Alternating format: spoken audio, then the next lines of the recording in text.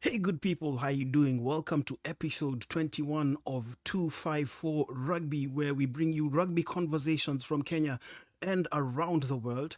My name is Michael Kwambo, and I will be joined by Walter Orangi. Walter, how you doing? I'm all right, Michael. How are you?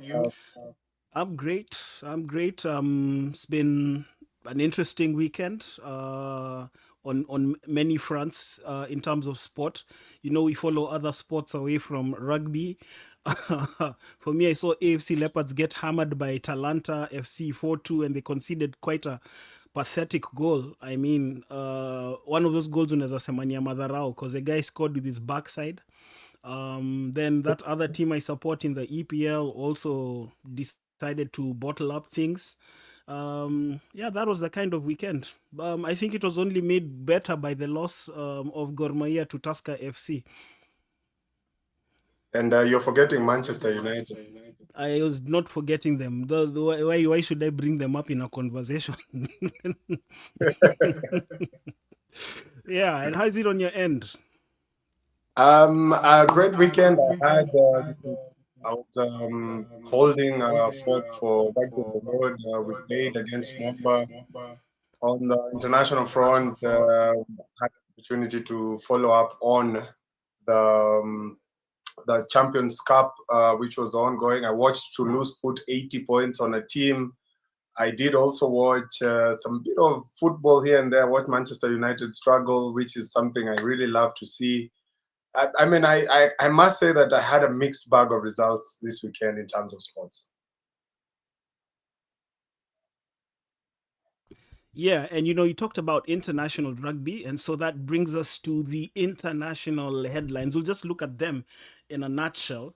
And it's quite interesting in the European Rugby Champions Cup. South African teams have failed to make the last 16. Yeah, that's something that sort of I don't really understand why and how, because considering that they are world champions. I expected that them to go into the world stage and also try and see if they can unseat sides from elsewhere in the world. But they've come short, and something that I don't really understand. I don't know, Michael, on your end, there's some echo. Um, Well, there's a problem. I know Antoine Dupont raised an issue last week and he questioned why South African teams are taking part because he said and it makes sense. Let's be fair enough. He it makes sense, you know. He says that the South African teams will have to field weaker squads when they go to Europe. And you know, it's really doing the tournament great injustice. And then the kind of travel that the South Africans are doing is hectic. They have to travel to Europe every other game day. Now, at this point, why don't you just come back to Super Rugby? That's just my unsolicited opinion. Come back to Super Rugby because either way, you still have to travel. yeah, I guess the idea is they have to find ways looking at the distance of travel. But also, I mean, the unsolicited advice is what they should be taking, really. They should find their way back to Super Rugby. Much as the travel down south was still an issue, they were comfortable playing in this league as compared to playing in Europe. Yeah. Now, in other news, this is from England and it's quite interesting. The referees union has hit back at Wayne Barnes, who is like their superstar referee. Remember, there's a civil war in English rugby at the moment. The referees union is calling for an SGM. SGMs are not only unique to Kenya. They're calling for an SGM to unseat the current RFU CEO Bill Sweeney, and you know, Wayne Barnes basically accused the Rugby Referees Union of pushing for that SGM. But the Rugby Referees Union fired back by saying they will continue to work without fear or favor. So things also getting heated in England. Interesting situation. I guess we'll be following it up and updating it every other time we have a conversation here. Yeah, most definitely. Politics is across the world, and mean, the RFU are not really an island on their own. So it's interesting to see how they handle this politics. And, hopefully, they have a solution as well.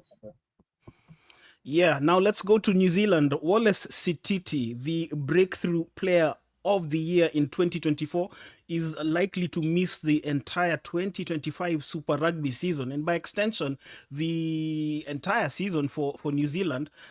He underwent surgery on Friday. One interesting thing is that last year he played five internationals, played the full 80 minutes in those five internationals. Turns out he was carrying an injury, and then turns out also the wait time for him to get surgery was quite long, and that is what finds him and New Zealand rugby in this situation that they're in. Yeah, quite unfortunate for Wallace. He had a beautiful breakthrough season. Played, like you said, quite a number of games for the All Blacks, and also his team, the Chiefs. He was very instrumental in making sure that the Chiefs had a successful season last season. So, I mean, it also looks at the stock that New Zealand have in terms of tackles. Remember, we had the Blues number eight, Hoskin Sotutu, who also underwent surgery. I'm pretty sure he's probably on the mend and ready to come back. So maybe we'll miss him a little bit. The Chiefs might struggle with missing out Titi, but hopefully he bounces back, and that shouldn't be a problem for New Zealand. Great. Now let's go to South Africa, where the Blitzboks are preparing for the Perth Sevens, the third round of the 2025 World Rugby Sevens series. Remember, they won in South Africa in December. That was their first win at home since 2015. And co captain Impi Visa is calling on his troops to raise the bar as they head into Perth. You know, he's basically saying, guys, we overcame a slow start in Dubai. We did our best in Cape Town. We need to maintain that momentum heading into Perth and for the rest of the season. Yeah, definitely. The Blitzboks had a slow start last year to the World Rugby Seven Series. However, much they played very well in Japan, their own home tournament, winning it. They should be able to do something down south in Aussie. But the competition, Michael, is tough. Remember, the teams are down to 12. That means the competition goes a notch higher. There's quite a lot at stake for the teams that are taking part in the World Rugby Seven Series this year. So, for Impi Visa to come out and say that he needs his charges to definitely step up, it's something they've really looked at, and they are considering that path is somewhere they can operate to get a few points on the log. Yeah, and then now let's go to rugby news. And there's a website that I'm sure you and I have interacted with over the past few years, Scrum Queens. This website started operation in 2009. It gave coverage to the women's game long before World Rugby did. And I think in 2010, 2011, thereabouts, they computed the first world rankings for women. But they put out a statement this past week saying, you know, the coverage of the game has gone up levels and it's being done professionally. Remember, these were people doing it as a hobby, as a passion, really. And basically, they say they can't compete. Yeah, it's sad to see it go because I dare say that I got a lot of information from that, interacted with it, and was able also to share stories from Kenya onto that site through Helen Buteme, renowned rugby personality from Uganda. And yeah, it's a big loss, but I think they did their time, and all you can say is we'll give Scrum Queens their flowers for the work they did over the past 16 years. Yeah, definitely. Sad to see them really close shop, Michael. But I mean, the points that they give in terms of the reasons as to why they're closing down should make a lot of sense because the women's game has really improved over the years. And one thing we really need to give to them, they are the trailblazers. They are the ones who really stood up when nobody else was. And sad to see them go. Should be able to celebrate the achievement, and I mean, it should be etched in history that they are the reason as to why many people are now currently involved in the women's rugby, and I mean, it's really sad for them. Yeah, now another person exiting the stage is England winger Anthony Watson. He retires on medical grounds, aged 30. Remember, these medical issues, they forced the hand of this guy. He played his club rugby for London Irish, Bath, and Leicester. He won 56 caps for England. He toured twice with the British and Irish Lions. And I'm sure, Walter, you remember the 2017 tour when they played against New Zealand. That game was interesting because for the first time, what's his name?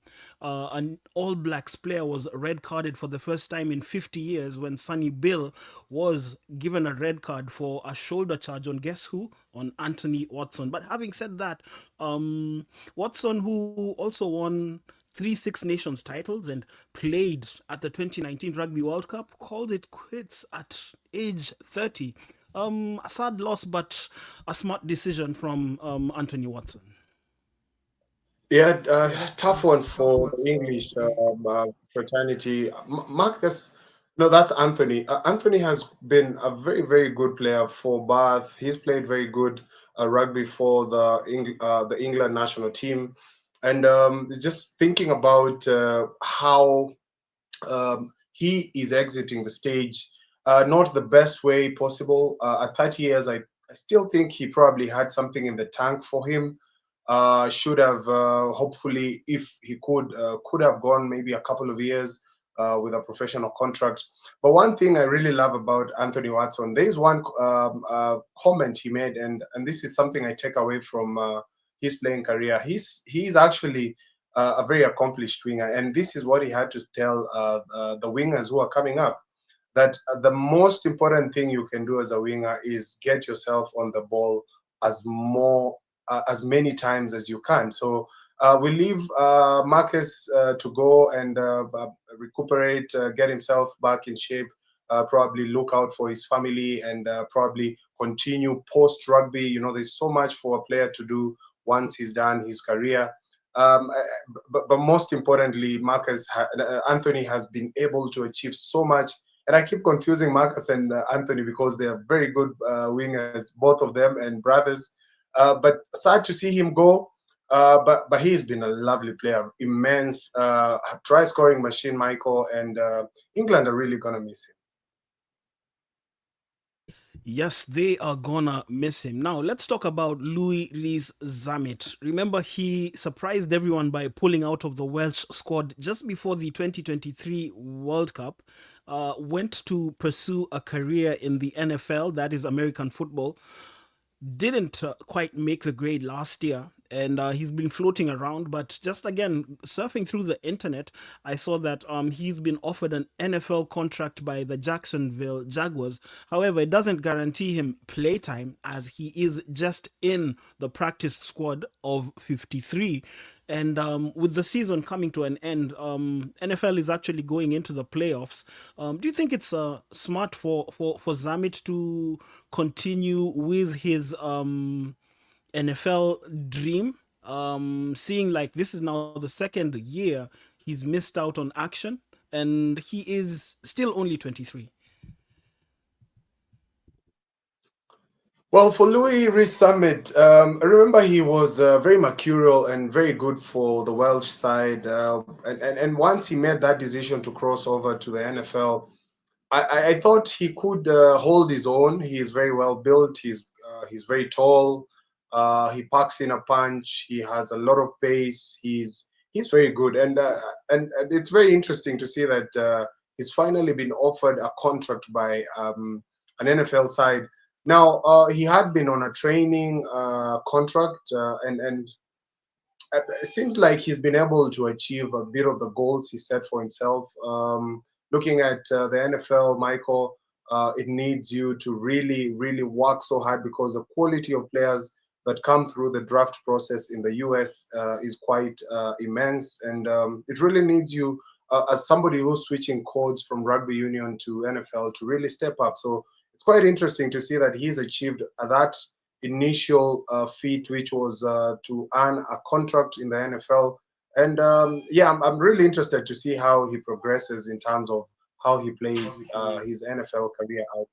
And yeah, it's still early days, Michael, but this is a good opportunity for Louis Rees Summit, but also a very good opportunity also for other cross-code athletes who are shifting to NFL or probably thinking about going into the NFL, knowing that you're able to train really hard and you can be able to achieve whatever you want in terms of the NFL. Well, those are your opinions. I think he should just come back to rugby, get to play week in, week out. We saw Christian Wade also attempt his NFL journey, returning back to rugby and, getting it going.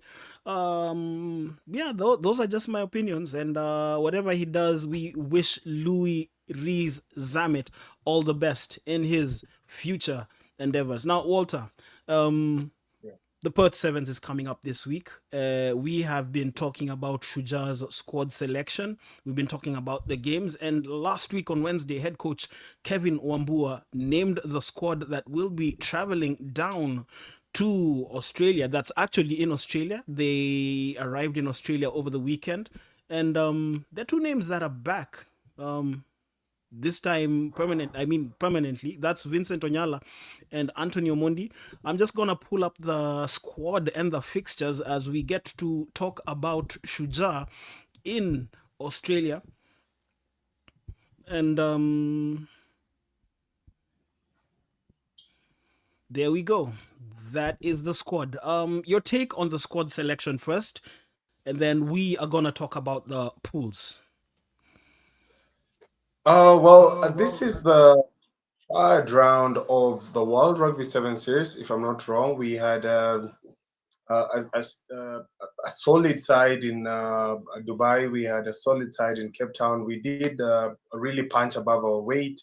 I remember you had talked about in a previous episode. You talked about how the Kenya Sevens team fared, and the coach has really had quite a number of weeks to prepare, looking at the holiday which we had. That's the Christmas break, and prior to that one, we had.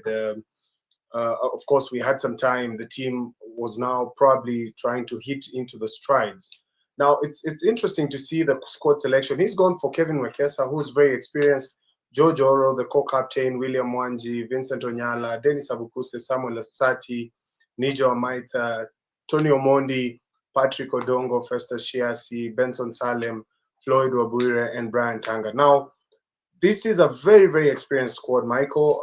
Looking at the returnees, we have Vincent Onyala and Tony Omondi. Tony Omondi, of course, played in Cape Town, where we had a bit of a mixed result coming out of Cape Town. But coming back to the fray, which is very important, is Vincent Onyala. Now, what he brings to this team is quite important because remember, he has leadership skills. The fact that he's not part of the captain team this season does not really take away the fact that he is a leader by himself. But I'm really interested in seeing Dennis Abukuse, Michael, because Dennis Abukuse was the MVP of the local seven circuit. And most importantly, he has been a very, very instrumental player for the Menengai Oilers locally. Now, Dennis Abukuse, prior to last season, before he got an injury, was very, very good on the world stage before we were relegated. You remember that very well. And we'd really needed Dennis Abukuse to hit form uh, on this tour just because Dennis brings in so much when it comes to open play. He's very good on attack. He's very. I mean, he has all it takes in terms of a rugby player. He plays currently as a forward for the national team, and remember, he has quite a lot of pace. So that means that we have very mobile forwards. Vincent Onyala is quite fast himself, quite deceptive. Now, what does that mean? Kenya is looking forward to a very, very solid outing in Perth. The other returnee, Michael, is Brian Tanga. Brian Tanga, from injury, has cut out himself a position on the team, because remember, it's all about merit. I don't think the team or the coach would pick you because he probably thinks that you have a good name or anything. I don't think he does that. He really picks his squads based on performance. And just to see Brian Tanga with the amount of experience, it means that our halfback options are now covered. Now, once we release the halfback options and we have depth in the halfback options, we then now allow the likes of Ben Salem, who's not naturally a halfback, but a back himself. He's not a halfback as we would give a Sati or Brian Tanga, but he has the skill set of center, probably flyer for winger, you know. So we then allow them that opportunity to go out and play. So I'm really interested in seeing his first seven. But I'd love to know, Michael, who you'd have as your first seven, just after you give me your thoughts on the squad selection. Yeah, well, I think this is a very fair squad selection. I think these are the best players available for the job. I'm particularly thrilled to see the return of Brian Tanga. I mean, Vincent Onyala and Antonio Mondi, that was expected. But Brian Tanga, like you said, brings something else. He's experienced. I think, no, he is the most experienced player in this squad. Debuted under the late Benjamin Ayimba in 2016. Spent some time in the wilderness before coming back, but that doesn't take away the experience that he has. Away from that experience, he has the composure, the presence of mind, and remember, he also has electrifying pace. Remember, this is somebody who has been fielded at wing for the Kenya Simbas, so it tells you the kind of package that he brings to the squad. Vincent Onyala, of course, we all know his ability and capability, as well as Antonio Mundi. Looking at the likes of Festus Shiasi, Ben Salem, well, this is a competent squad, and it is now for them to exert themselves in their fixtures, which are coming up on the screen when they head out to play. This is it. Let's now talk about the fixtures when the Shujaa play against New Zealand, Fiji, and Uruguay. Yeah, Michael, quite a tough fixture lineup there. Well, the first game will be against New Zealand. Remember, New Zealand are just crossing the fence to come to Australia. That means they don't have the fatigue issue. They've also freshly come from playing in the Coral Coast Sevens in Fiji, so they should be able to be match ready and should have match fitness for the Perth Sevens. Looking at Fiji, Fiji is also one of those customers that also crossing the fence to come over to Australia and fresh from winning their own Coral Coast Sevens tournament. And remember, Fiji, they are not a pushover. Fiji will definitely give us our run for them, our run for our money. And most importantly, we now need to look at Uruguay in the last pool play. That is a very, very stubborn side, Michael. And now, just to speak about these fixtures, in terms of what we should expect our team to look like across the three fixtures, I'm looking at the Uruguay game, and remember, Uruguay has really been a thorn in the flesh for the Kenya Seven side. Remember, we were together in the Challenger Series last year as we looked to qualify for the World Rugby Seven Series. We are together there. We've already lost to them this season, and they're very nippy. They play some really fast sevens brand of rugby. They are very, very menacing when it comes to the breakdown. So I mean, we can't beat New Zealand, we can't beat Fiji. I also want to see if we can be able to beat Uruguay, Michael. That's very important for me because um, once we get it over with in terms of playing Uruguay, then we can be able to now move on with the rest of the teams. But I mean, I foresee a very tough pool. Hoping we kick off the day very well against New Zealand. Hopefully, we get a win. If we don't, Fiji will be a daunting task in the second game. That should be another cracker of a match. Kenya is capable enough to beat Fiji. We've beaten Fiji before. And hopefully, we can get one over Uruguay. So, my hopes on this is if we can get 2 out of 3 from pool play, I would be comfortable with that. Yeah, absolutely. Like you said, there's no hiding place. It is an open pool. Kenya equally capable of taking the game to both New Zealand, Fiji, and Uruguay. Let's not forget that. Even though the Uruguayans played in a warm-up tournament in Argentina this past week in Mar del Plata. Not this past week, on the weekend of the 11th, which I believe was the other weekend. The tournament obviously won by Argentina's development side. But away from that, it doesn't take away the fact that the game of sevens is so fickle. One wrong move and the result goes against you. And then also remember this particular tournament reverting to the quarterfinals in which the top 8 teams are ranked at the close of day one and then heading into day two's knockouts. So for the Kenyans, when they head down to Perth, it is, like you said, about targeting 2 wins in the pool, making sure they're in the top 8 and competing for the cup honors on the subsequent days of the tournament. Well, let's get into local rugby. And Walter, Uganda is our opponent in the Elgon Cup. They are our opponent as well in the Rugby Africa Cup quarterfinals. And remember, in 2025, the Rugby Africa Cup serves as the World Cup qualification tournament for Africa. Kenya and Uganda meeting in that quarterfinal. And as it stands, we are keeping tabs on what is happening in Uganda. Their league is into match day 2. There are fixtures over the weekend. I'll just be pulling them up on the screen.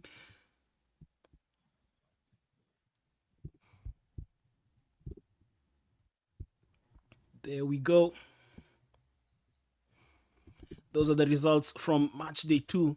The Pirates traveled to Mbale, just here near the Kenyan border, defeating Elgon Wolves by 57 points to 6. The Rhinos made it 2 out of 2 with a victory over newly promoted side Eagles. They won that game 15-7. The Buffaloes, well, they bounced back. They lost on match day 1. They went to Entebbe and defeated the Entebbe Mongers 26 points to 13. The Ginger Hippos stayed unbeaten, winning their second game in a row over the Victoria Sharks, 20 points to 13. We'll talk about the Victoria Sharks in a second. The Heathens, who are the defending champions, traveled to Jinja. They pulled off a 41-23 win over the Walukuba Barbarians, while the Warriors and the Cobs faced off in a match that also doubled up as the Mileke Shield. The Cobs winning that game 43-3. The Mileke Shield is in remembrance of the late Patrick Mileke. He is the father of the Aredos. There's Gab Aredo, who also doubles up as the coach for the Warriors. And then Joe Aredo. Joe Aredo has played for Queens, has played for Pirates. He's a Uganda international, plays for Cobs. And their dad was somebody who supported the game, used to enjoy watching his sons. And so they've kept his legacy alive. There is even a leg of the Uganda 7th Circuit called the Mileke Sevens, which is held in his honor. Yeah, that's that. Now, remember I said we're going to talk about the Victoria Sharks. The Victoria Sharks have been on a spending spree of sorts. They signed 37 players, including a number of seasoned internationals, the likes of Charles Uhuru is now playing there. Charles Uhuru had a stint at Cabras, played for the Heathens, now featuring for the Victoria Sharks. They're sponsored by the Victoria University. Also featuring for the Sharks is Maurice Ochieng. Maurice Ochieng has played for Kisumu, had a stint at Queens. He's there. He's among the Kenyan players who are in Uganda. Well, that is just the highlight on day 2 of the Uganda Rugby Premiership. Any thoughts on the results and on, like what I've Yeah, told you? yeah, definitely. Just interesting to see, Michael, looking at the fixture and the results. All home sides lost, and it's quite interesting to see. I mean, the results there. But also, I need to talk about Victoria Sharks and the contingents from Kenya. It's important, Michael. If you kindly mute your mic. We sound like we're in a Zoom meeting, but I will mute my mic. Yeah.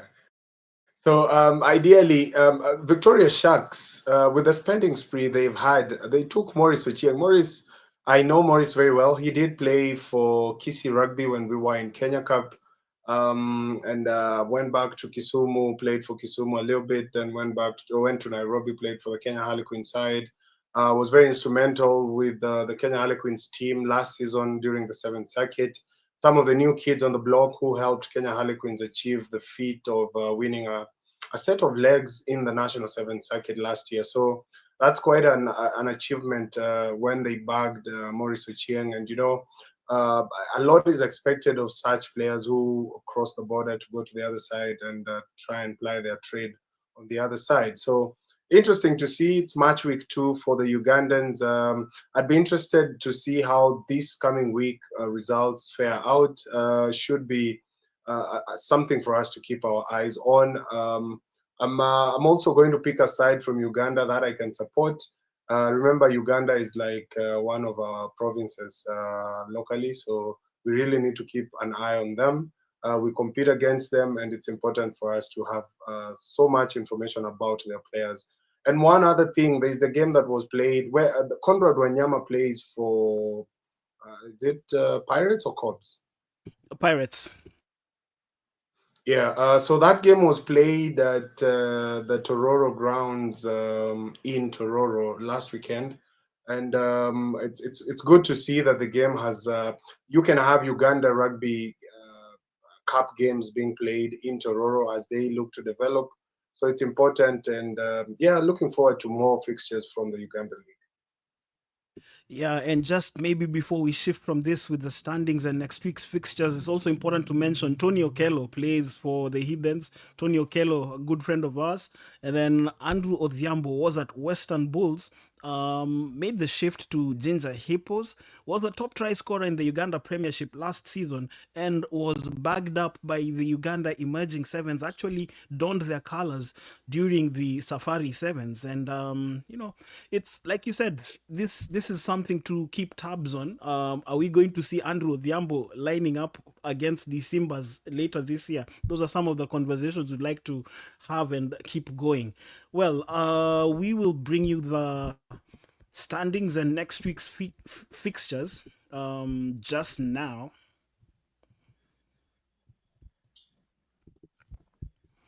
So after match day 2 in Uganda, this is what it looks like. Pirates are top, defending champions. Heathens are second. Hippos and Rhinos completing the top four. Those four teams are unbeaten. Then Cobbs in fifth. Remember, Cobbs on match day 1, Walter, fell to a stunning loss at the hands of the Rhinos. They lost by 11 points to 13. And they've bounced back and will be looking to take the game forward. Buffalo's Victoria University started with a 22-16 win over the Eagles last weekend. They have their work cut out in their debut season. The Mongers, Eagles, Barbarians, Wolves, and Warriors completing the standings in Uganda. And like you said, we will be keeping tabs. And just before we keep tabs, let's look at next weekend's fixtures in Uganda. We will soon be coming to Kenyan Rugby after we look at the match day 3 fixtures for Uganda.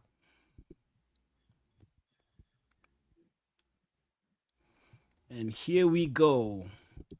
So next weekend, Mongas are at home to the Rhinos in Entebbe. Over at Chadondo, it will be the Buffaloes against Walukuba.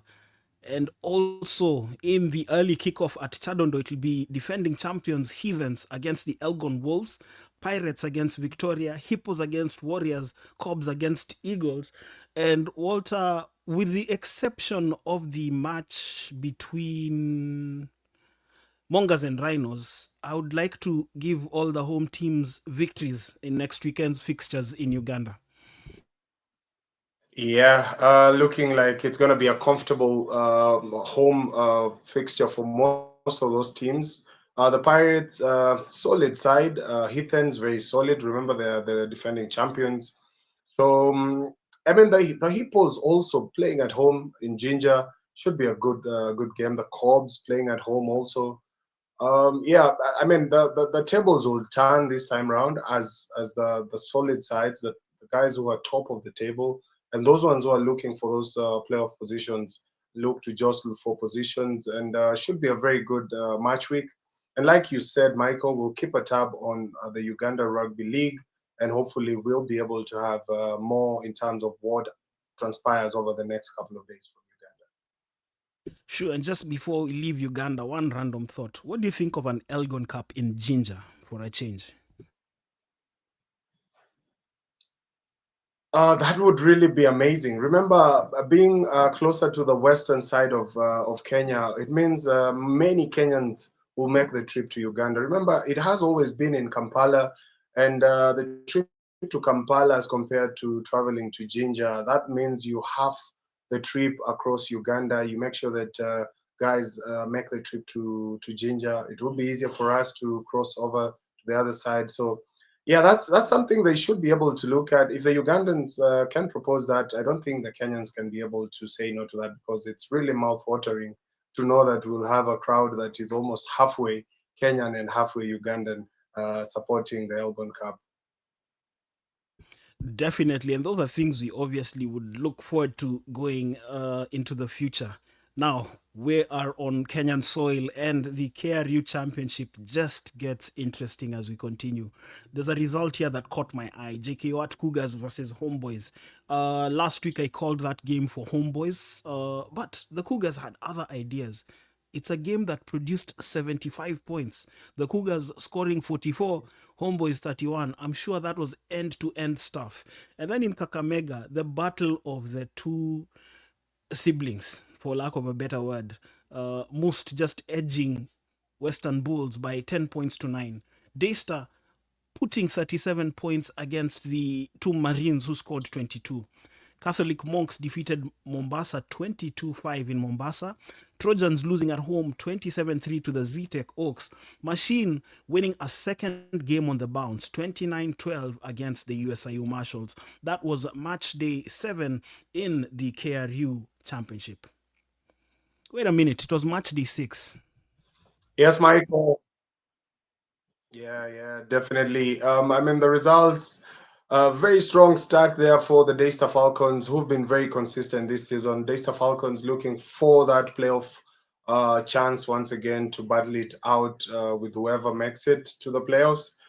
They have missed qualifying for the Kenya Cup League by a whisker over the last couple of seasons, and this season they really look strong. Remember, they don't have the mercurial boys in the name of Floyd Wabure and Patrick Odongo. So it has been going. They've had to go back to the drawing board to try and cover up those holes, and they look very strong. Now in Kakamega, this was a battle of the Titans, Michael, and a very good weekend for rugby fans in Kakamega. A tough one for the Bulls to take home, hosting Masinde Muliro, and have been following the banter on social media. The two of them have no love lost between themselves in terms of the relationship. However, a cracker of a match it was between the Bulls and Masinde Muliro. Now, I've been able to see a video of a drone footage which shows a final pass being a bit of a forward pass from the air, but Masinde Muliro got away with that one. Bulls crying foul that that should have been called as a forward pass. But anyway, those are the opportunities that come once, and you take them once they come. And yeah, Masinde Muliro getting a result, a nerve-wracking end to that match, 9-10, Michael. You can imagine how that final last couple of minutes was for the two sides. Whoever was defending, because the one had to be defending for them to finish that game. Jacob Cougars versus Homeboys. Now, this is an interesting fixture, Michael, because Homeboys had sort of hit a bit of form in terms of results. Remember, they lost their opening fixture to Zetech Oaks, but having lost to the Zetech Oaks, they went back to the drawing board, won consecutive games, traveled to UOE, won against UOE, went back to Nairobi, played against several sides in Nairobi, won there. So an interesting one, because Jacob Cougars, although are playing in front of their fans and should have, I mean, we would have expected this game to be a tight one, but like you said, you called it for homeboys. Here is another loss for you, Michael. So you have an L there. So we'll review your L's also later on in the show. Now Mombasa versus Monks. Uh, but Monks walienda wakapatana na Mombasa nyumbani. It's not an easy game to play away, and quite a good result there for the Catholic Monks who are looking to bounce back to Kenya Cup rugby once again. Now we move to the UAE Trojans who are playing at home. Varsity affair against ZTEC Oaks. ZTEC Oaks looking quite a package this season. Remember, they've just been promoted from the Nationwide League and are looking very comfortable. They don't look like they're out of sorts in a way. They don't look like they are on unfamiliar territory, Michael. So a very, very good win, a bonus point victory there for the ZTEC Oaks away to the UAE Trojans. And finally, the USIU Marshals, the rich kids taking on Main Machine, S Chuma Absolute. And like you said, Machine getting yet another victory, a very important victory for S Chuma as they look to rebuild. Not sure about the USIU Marshals playing at home. I mean, like we said, I remember we had a few words to talk about in terms of USIU a few weeks ago. This to them maybe is just an opportunity to just go out and enjoy some rugby. They have no ambitions whatsoever in terms of either getting promoted from that league. Be nice, Walter. Maybe Be they would. nice. Be nice. I am very nice. Maybe they would be looking at not getting relegated, but this one does not really do them justice. It doesn't do them any favors losing at home to the Mean Machine. So a very, very good result for the Mean Machine this week. Michael, remember the Championship League has 9 varsity sides and 3 community clubs in the name of we have Western Bulls, we have Homeboys RFC, and of course we have none other than Mombasa RFC. So I guess it's a battle of the students and just finding Homeboys and company finding themselves in that mess of the students. So they have to find their way out of that mess, and their job is cut out for them. Okay, and if you're watching this, just a request. Please like, share, and subscribe. There is lots of great rugby content on 254 Rugby. Yeah, Walter, I had to make that cliche announcement. You know, we are on 118 subscribers after 20 episodes. Let's keep growing. Coming up next is the standings in the KRU Championship. And it is, like I mentioned earlier, getting quite interesting as we're heading into the, what can I say? We're heading into the business end of the league phase of the competition. And this is what it looks like after match day 6. There we go. Masinde Muliro, Catholic Monks in the 2 automatic semi-final slots, while the playoff slots, well, there's Daystar Falcons, ZTEC Ox, Homeboys, JK at Cougars.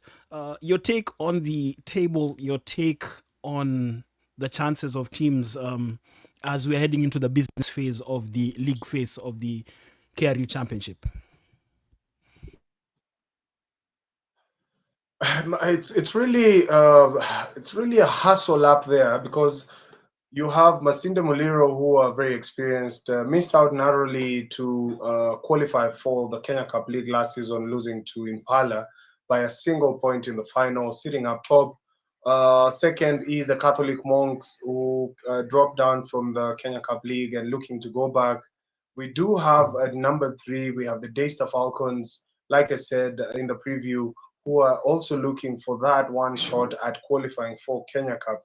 And then you have the ZTEC Oaks surprise package coming down, coming up from the Nationwide League, which also then sends a very strong message that we have a thriving Nationwide League if our top side from the Nationwide League is currently seated in a playoff position. So kudos to the ZTEC Oaks, and I know Ramsfield, Matekwa and company are really putting in a lot of work behind the scenes to make sure that they get to the playoffs.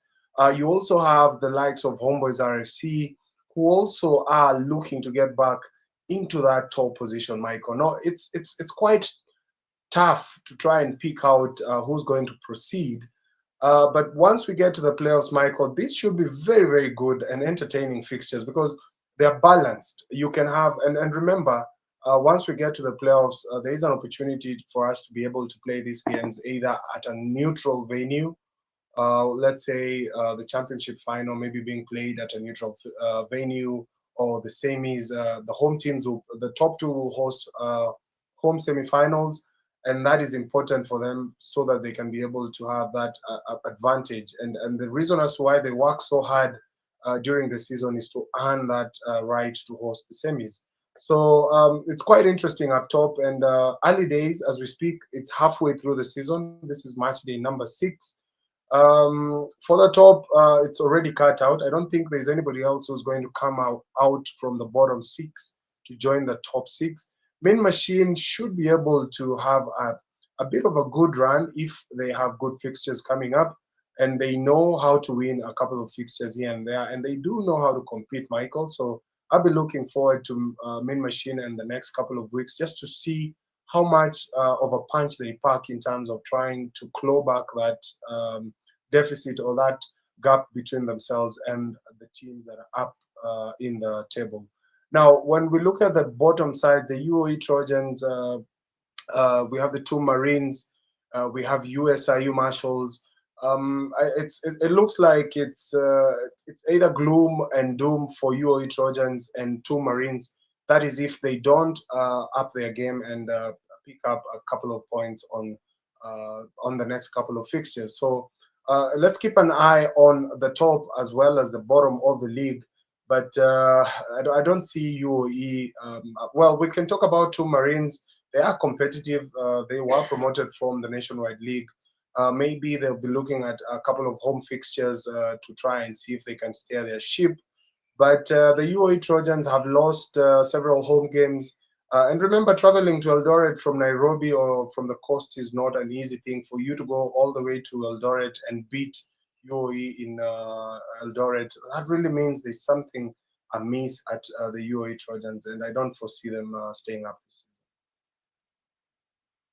You're right about the UAE Trojans not looking competitive this season. Neither are the USIU Marshals. And then Walter, as you spoke about Mean Machine, it just hit me that even in their current ranking on the standings in the KRU Championship, this is the best position they have been in the standings since their relegation at the close of the 2022-2023 season. Because last year they literally lost everything and barely survived relegation by the skin of their teeth. Looking competitive, and with 5 games to go in the group stage of the championship, they can actually make a push for the playoffs. Yeah, definitely, Michael. They have something in them. They have a resurgence. One thing I know is they've done a bit of investment in terms of their coaching unit. They did rope in a couple of former machine players, and I've seen the former machine players who are really rallying around the team. So we should keep an eye on machine. The next 5 fixtures should really tell us where they are. One thing for sure this year, they're not really going to battle relegation. So they should be able to focus on trying to either get into that playoff position or probably finish in a very, very good or decent position as we await the rest of the season. Yeah, now this is what to look forward to on KRU Championship Match Day 7. Two Marines versus USIU Marshals in Mombasa. I'm giving that game to the two Marines. Just the fact that they have been competitive and they will take advantage of their home ground to pull off a win against the Marshals. UAE Trojans, like you said, struggling for form. They are not competitive. They meet a resurgent Mean Machine side. This one goes to Mean Machine. Zitek Oaks versus Mombasa, Walter. In my opinion, that one I give it to the Oaks. Catholic monks, they are going to beat the JK at Cougars. Homeboys versus Bulls, give it to Homeboys. Now the match of the round is in Kakamega. Masinde Muliro versus Daystar. But I feel Masinde Muliro have the edge. And with that, all home teams nimeziekelea kichwa weekend. Mimi, mimi hapa niko na maoni na maoni yangu ni kuwa two Marines wako nyumbani. Nikiongea na nyanya Nyanya alisema timu za nyumbani ukienda kule Mombasa lazima upeane pointi. So I'm pretty sure two Marines will be comfortable playing at home. I mean, USIU Marshals are looking forward to this one because it's a tour opportunity for the playing unit, and of course, a couple of management guys who are looking forward to a sunny day on the coast. Now, Main Machine versus the UAE Trojans, Michael. Main Machine will be playing at home against. I mean, I wouldn't call UAE Trojans. Uh, I mean, they would definitely struggle playing a resurging Mean Machine. And I'm giving this one to Mean Machine. Zitek Oaks versus Mombasa should be a good battle, but Zitek Oaks playing in Nairobi should power over Mombasa RFC. And remember, traveling all the way to Nairobi. Remember, the other week they were in Nairobi versus Homeboys RFC, losing that one. However, getting a bonus point loss to the Homeboys team should be able to comfortably beat Mombasa. That is for the Zitek Oaks. Now, Catholic Monks versus the JCOT Cougars should be an interesting one. Cougars brimming with a lot of confidence, having dispatched a former Kenya Cup side. This one should be interesting. But Catholic Monks playing in front of their faithful. I don't foresee JCOT Cougars side pulling any surprises on the Catholic Monks. Now, Homeboys RFC versus Western Bulls. Now, this one, Michael, should be a very interesting one. I am inclined to give this game to the Homeboys side just simply because they are playing at home. However, the Western Bulls side, if they do manage to make this trip to Nairobi, they will definitely be giving Homeboys a run for their money. So, should be a very narrow victory if that victory is to come for the Homeboys side. But I should also make it a point here that I foresee Western Bulls getting either losing bonus, that is, losing by a difference of around 7 or below 7 points. Or maybe they could even score tries against Homeboys. Remember last weekend's fixture saw Homeboys concede a total of 40 something points. So that means their defensive job is cut out for them this week. And Western Bulls will definitely be looking to exploit that. Remember, they have a tight defense, having lost by a point to Masinde Muliro. So it's important for them to keep going, and should be a very entertaining fixture, this one, Michael. Now, the final fixture, Makaka will be playing against Daystar Falcons, and this one, Daystar, very strong. They are second on the table. Masinde Muliro is top of the league. This is, top of the table clash. I'm looking forward to an entertaining fixture, a try-scoring fixture. However, with the mean defensive effort from last weekend, and looking at the quality of the two sides, Michael, this one, if anything, if there is an upset this weekend, then this is the game that should provide us with that specific upset. So I'm giving this one to Masinde Muliro just simply because they're playing at home. They're very strong. They're top of the table and wouldn't want to lose to the second team on the log. So it's important for them to keep their winning. Yeah, talk about keep winning. And something happened this past weekend, Walter. Ask me what. What happened, Mike? This past weekend, our guys, South Coast Pirates, they won. They won a game. South Coast Pirates won. And in fact, the great Wangila Simi used to say rabbit. You've been in the Simba's camp. Yeah. So let's just do this. Let's do this for them. Rabbit, rabbit, rabbit, rabbit, rabbit, rabbit, rabbit, rabbit, rabbit, rabbit. Let's go. Rabbit.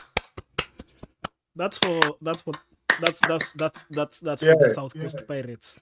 Those guys, they finally put their mouth where the money is, they won. Congratulations to the Pirates. They defeated the Strathmolleos 18 points to 8 at the Seacrest grounds in Mombasa. That's a difficult place to go and play. Sea level at all. And what can I say?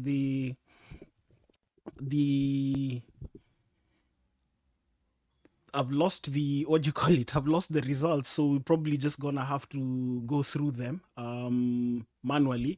So anyway, the thing is that It ended 18-8 to the South Coast Pirates. A big win, a positive result for them. They'll be targeting probably two more wins, which, as Kevin Amiani said in a pre-season interview, is something that they were looking at.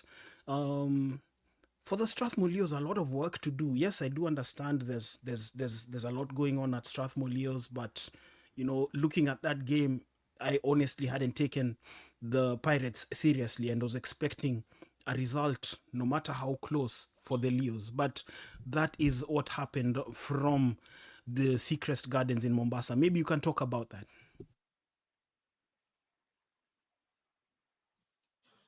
Yeah, it was a game that I had.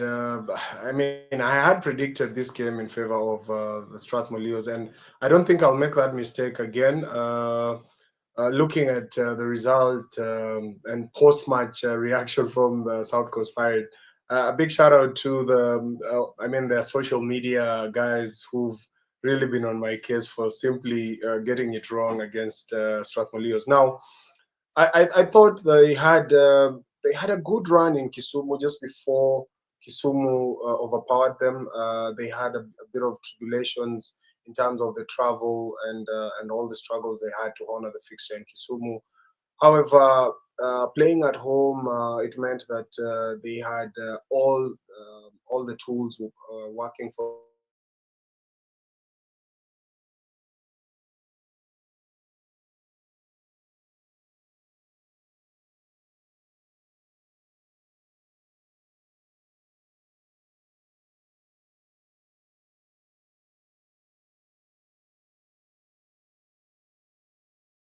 They had Okay, we seem to have lost Walter for a second, but as it so happens, these are the results from match day 5. Managed to pull them up. As you can see, the South Coast Pirates defeated the Strathmore Leos by 18 points to 8. Then Menengai Oilers were 57-15 winners over KU Blackblood.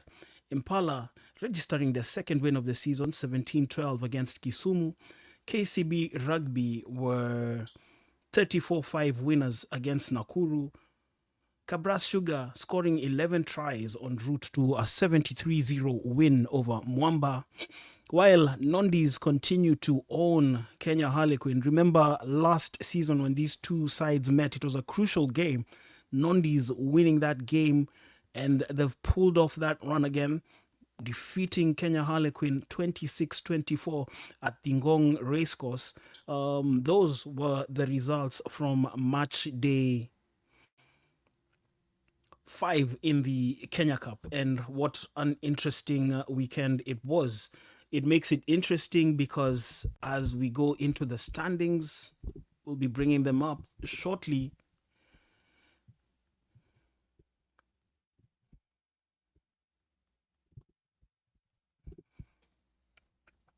Here we go with the standings.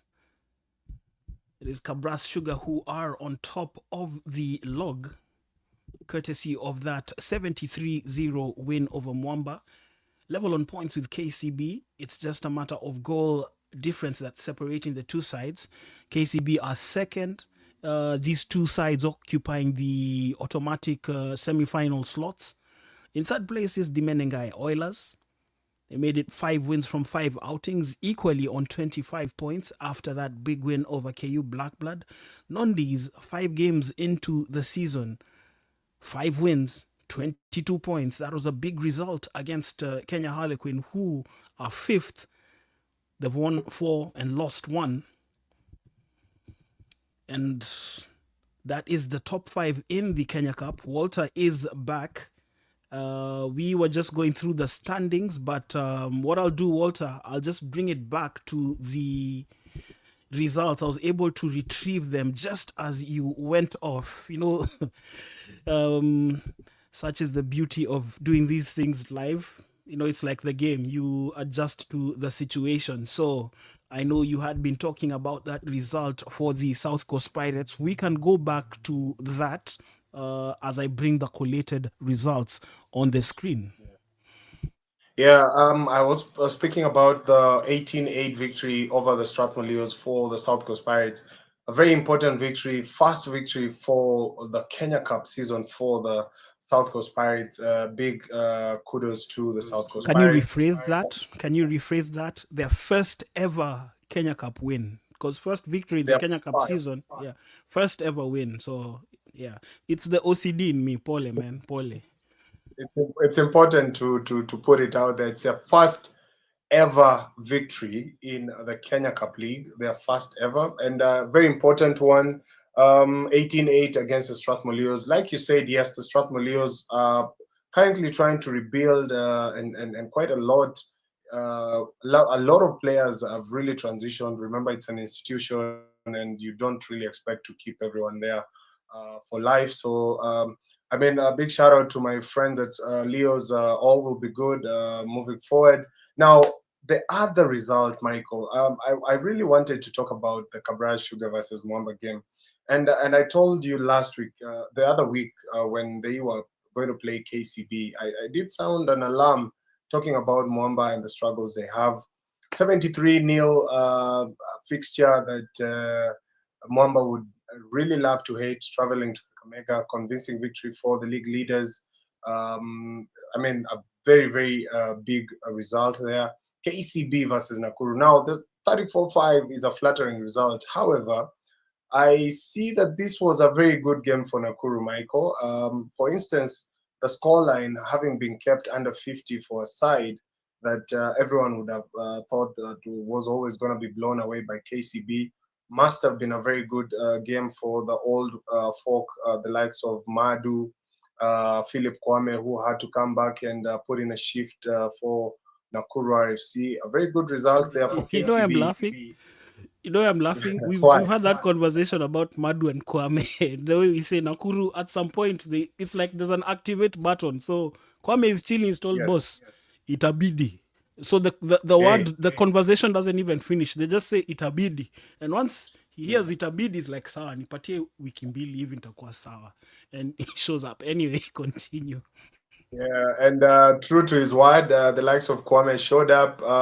I mean, blending in well with the young folks, the likes of Philip Okeo, and I would really be interested to see. And like we've said, Michael, the way they reactivate the old folk who come back to help the system. The fixtures that they are looking at are now around the corner, so they're trying to get these guys fit and ready for those fixtures that they see that they can win or get a point. So a very good run there for KCB. Impala versus Kisumu. Now this one, Michael, a big result for Impala.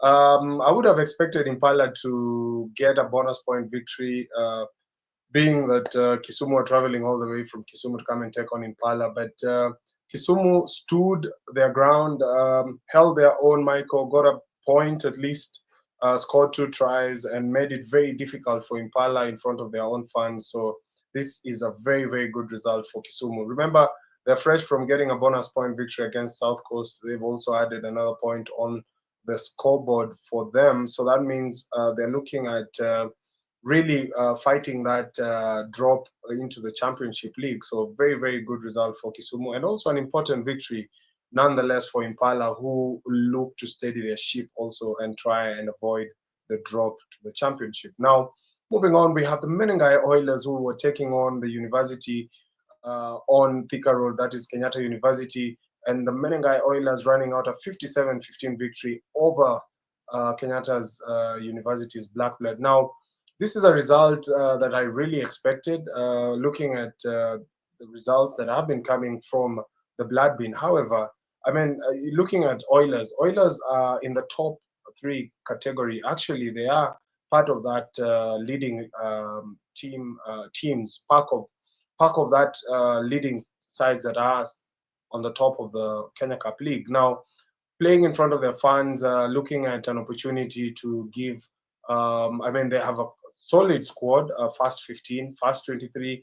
They also have a solid ESS side, so an important victory there and a convincing victory for the Oilers side as they proceed with the Kenya Cup season. Now, South Coast Pirates 18-8. We've spoken about that, a convincing victory over Strathmore. And then we have the match of the weekend, the Ngong Road Derby, that has lived up to its name. It's a derby, Michael, and this is what Ngong Road is all about. Very narrow matches. Queen's Impala has since become one of those games that I mean, you'd not really put the same level you'd give Queens versus Nondis. Now, Nondis were playing at home, a very very tough match. Queens, remember, have loaded their side with the likes of Emmanuel Mavala, Joshua Chisanga. We have Steve Tony, security, who's come out of retirement to come and take on the duties of making sure that Kenya Harlequins can secure a Kenya Cup trophy, if any, this season. So a good result for Nondis, a statement result. Remember, Nondis last season, having been promoted from the championship, came back and proceeded to qualify for the Kenya Cup semis, where their run came to the end last season as they played Kabras Sugar away. Now, And if you recall, this Walter, was they defeated Queens last season as well. So this is yes, back-to-back victories over Queens in the Kenya Cup since their return from the KRU Championship. definitely, Michael. It's actually back to back to back because they beat them three times. I could see his banter on social media. They changed the home ground of Queens to the home of Nondes, and seems like Nondes Yes, actually yes, owned that yes. home. Yeah, I recall that. Yeah, so Nondes seem to have mastered the art of making sure that Ngong Road is their property. So it's the job is cut out for Kenya Harlequins as we proceed into the other fixtures of this season. But most importantly, Michael, Nondis looking very solid. They have a decent squad. They have very good players who ply trade elsewhere. Guys who've literally uh, finished from wherever they've played their rugby and come to Nondis and found an environment where they can thrive. Nondis, having dropped down to the championship league, not looking to make that mistake again, looking like they've done their homework. The rebuilding has been very solid.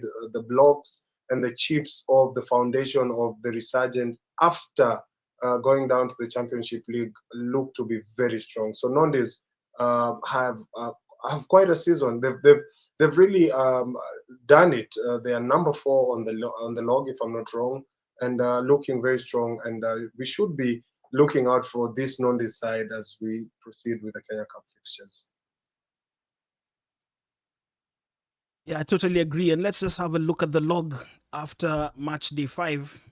And then we'll bring up the match day 6 fixtures. There we can see it. It is Cabras, that 73-0 win over Mwamba, returning them to the top. Remember, KCB were the leaders heading into match day 5. KCB could only manage 34 points against Nakuru, obviously affecting their overall points difference. But the top 3 teams tied on 25 points. Nondis are 4th on 22. And 5 weeks into the Kenya Cup, 4 teams are unbeaten. Queens are in 5th place. They've lost 1 game. At the bottom of the log, it is Mwamba RFC, Nakuru, Strathmore Leos, winless after 5 outings. South Coast Pirates with their first win of the season, a result that lifts them up to, is it ninth or 10th? It's to ninth place That at is the moment. Kisumu, Impala, and KU Blackblood rounding off the middle order of the log. But definitely, Walter, this is going to change as the season continues. Remember, we are also getting into the business end in the Kenya Cup. Yeah, it's definitely going to change, Michael. Just interesting to note that the fixtures that are upcoming for the likes of Mwamba RFC, Nakuru RFC, Strathmore Leos, I mean, they should be able to decide on their fate the next couple of weeks, and it's important for us to be able to keep an eye on that battle on the bottom end of the league. The top end of the league, Michael, is clearly cut out. They keep on exchanging the lead up top. It all depends on how many points you score per match week. So KCB and Cabral Sugar should be very comfortable up top. Now, the fixtures for this coming week, Michael, as clearly as they are on our screen, Nondi is coming up against Impala, another Ngongro derby, another opportunity for Nondis to tell everybody else up the road that it's either us or nothing else happens on this road. This fixture is very important to them because it's a reminder of it's a fixture they use to remember their fallen greats, their fallen players. Yeah, Samson Odhiambo, Chumreru, hard tackling Yeah, flanker, and yeah, Ogeto definitely. and Ogeto Gesheo.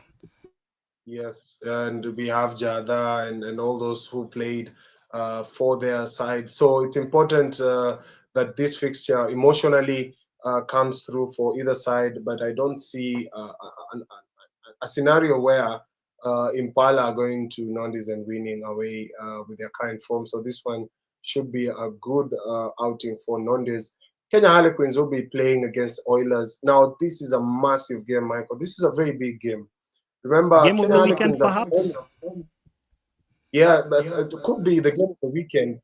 Just before we go through the rest of the fixtures, but as it stands, Kenya Harlequins have always been a thorn in the flesh of the Oilers side when they travel to Nairobi, and I don't expect it to change anytime soon. And Kenya Harlequins offered an opportunity to take on one of the top sides to test themselves if they are playoff ready. Oilers also looking to test themselves if they are either there or not.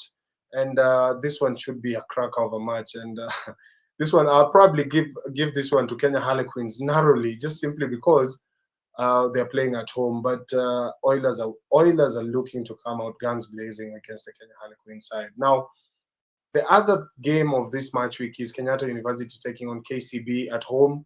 Um, well, this has been always a tough fixture for KCB as they make their way to the blood bin. It's always been a very, very hard ground for you to go and play at Kenyatta University. Yeah, I However, remember looking at KCB the once parked the bus. Remember? yes, and actually, this same Black Blood team is the team that made sure that KCB do not play in the final of the Floodies this past 9-8. 9-8. Remember yeah. that result from Floodies, yeah? Yes. So a little bit of scores to settle for KCB there. Beg your pardon. But I foresee a scenario where KCB will be comfortable in terms of playing Black Blood, this current Black Blood side, and should get a victory away to the Kenyatta University side. Now, Nakuru versus Kabras. This was always a game that really gave us a bit of entertainment here and there. I remember over the last couple of years, Cabras have always struggled playing against Nakuru, a strong Nakuru side in Nakuru. Cabras owe their first ever Kenya Cup victory to that Nakuru side that allowed them to win that semi-final.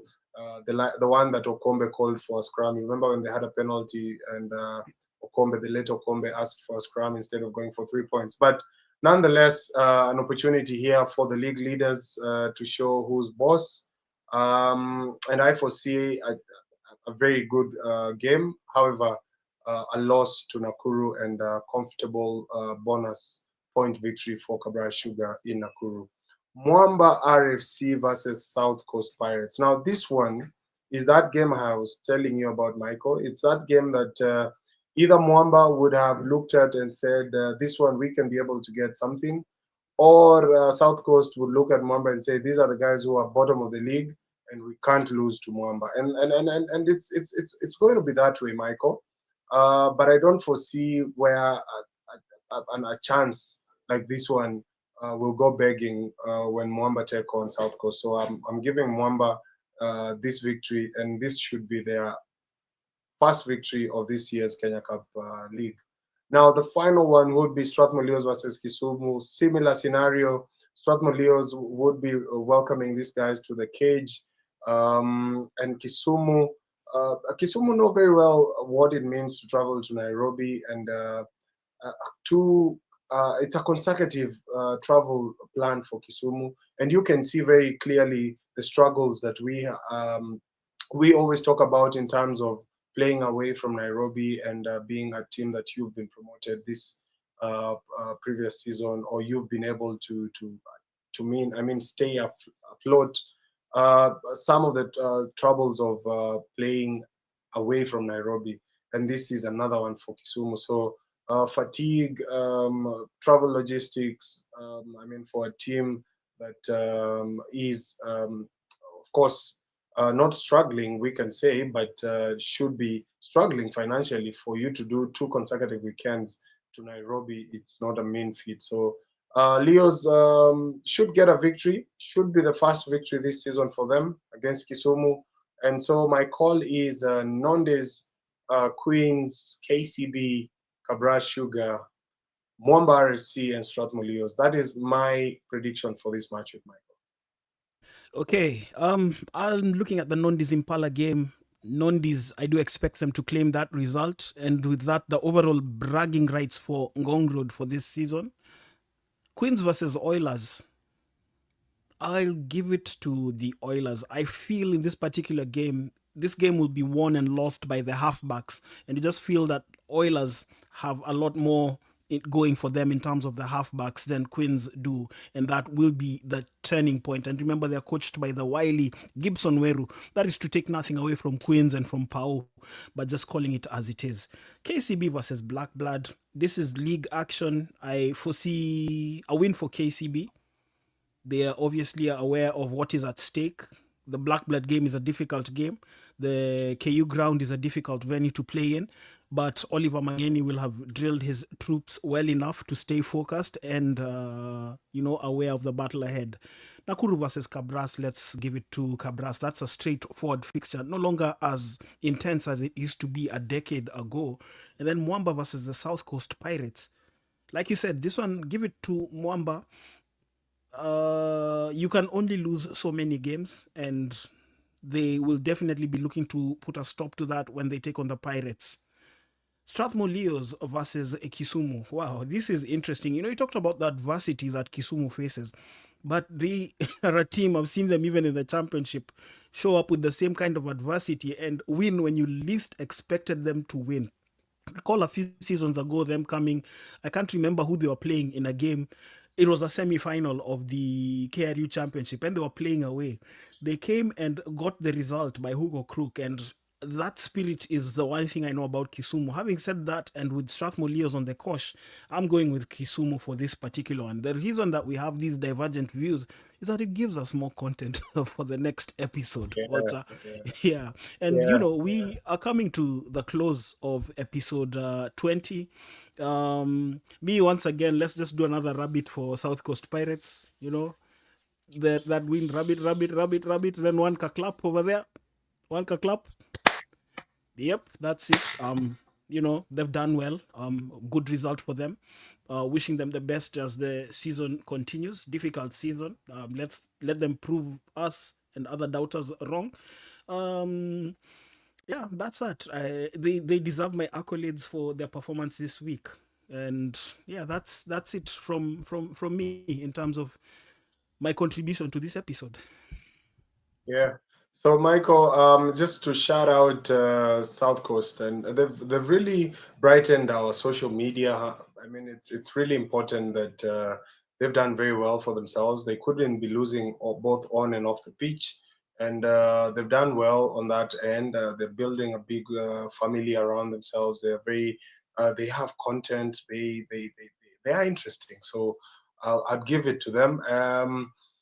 The game you were talking about that Kisumu came from the dead to win was a game versus Daystar Falcons, and it was a very important match. They played away, that is in Athi River, and yeah, it was an interesting fixture, and Kisumu would definitely give you a run for your money if you don't turn up and show up. They've done their homework. They've gone and done a bit of shopping in the transfer period over Christmas, and looking to gel. And should be interesting to see how they fare on this couple of fixtures coming through. Very important, Michael. This weekend, I really, really want to wish the Kenya Seventh side happy and a successful hunting. They are what it means to be. Remember the fans have been given several stands in Perth. very important that our following is given that recognition in terms of World Rugby and the tournament organizers. I also want to big up the Kenya Cup clubs, the nationwide teams, and the championship teams that are consistently putting in the effort each and every week. Low on finance and probably nothing whatsoever to fight for, but consistently keep on giving us entertainment. So a big shout out to everyone involved in making sure that our match weeks are successful. That is all from me, Michael. I don't have much. Hopefully, Arsenal can win this week. Just as I'm about to end this, Chelsea is about to win, so I'm in a good space. So let's talk about this result next. Definitely. And just like my final parting shot is also to wish Shujaa the very best in Australia. Go out there and do your best. And remember, as always, like, share, subscribe. This has been episode 21 of 254 Rugby. We will catch you again next time. Thank you so much for watching.